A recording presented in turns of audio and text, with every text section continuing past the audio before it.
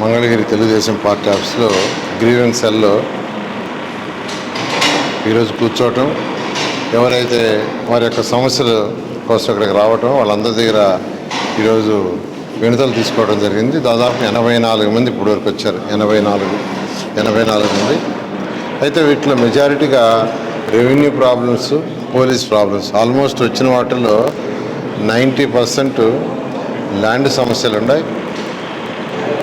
అయితే ఆ ల్యాండ్ సమస్య సంబంధించిన డిస్ప్యూట్లే పోలీసు సమస్యలు ఉన్నాయి.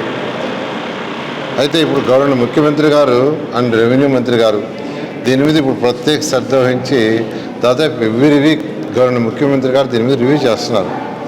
ప్రతి సమస్యని సాల్వ్ చేయాలి, ప్రతి ఒక్కరికి ఇబ్బంది లేకుండా చేయాలి. ఈరోజు ఏదైతే గత ప్రభుత్వం చేసిన అవకతవకల వల్ల అందరూ తీసిపోయి 22Aలో పెట్టేశారు.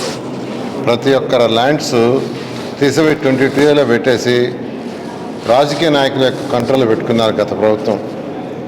అయితే గవర్నర్ ముఖ్యమంత్రి గారు రావటం, అవన్నీ స్టడీ చేసిన తర్వాత వెంటనే రెవెన్యూ మంత్రికి ఆదేశించి వీటన్నింటినీ తొలగించమన్నారు.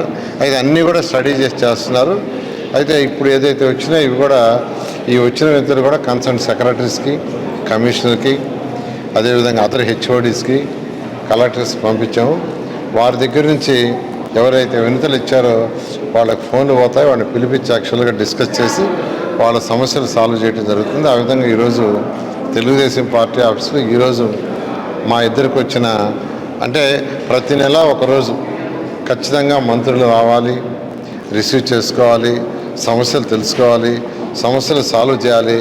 ఈ రాష్ట్రంలో ప్రతి ఒక్కరి సమస్య ఏదున్నా ఎప్పటికప్పుడు సాల్వ్ చేయాలనే ఉద్దేశంతో గవర్నర్ ముఖ్యమంత్రి గారు, అదేవిధంగా యువ నాయకుడు లోకేష్ గారు వారు ఆదేశంతో ఈరోజు రావటం ఇది చేయటం.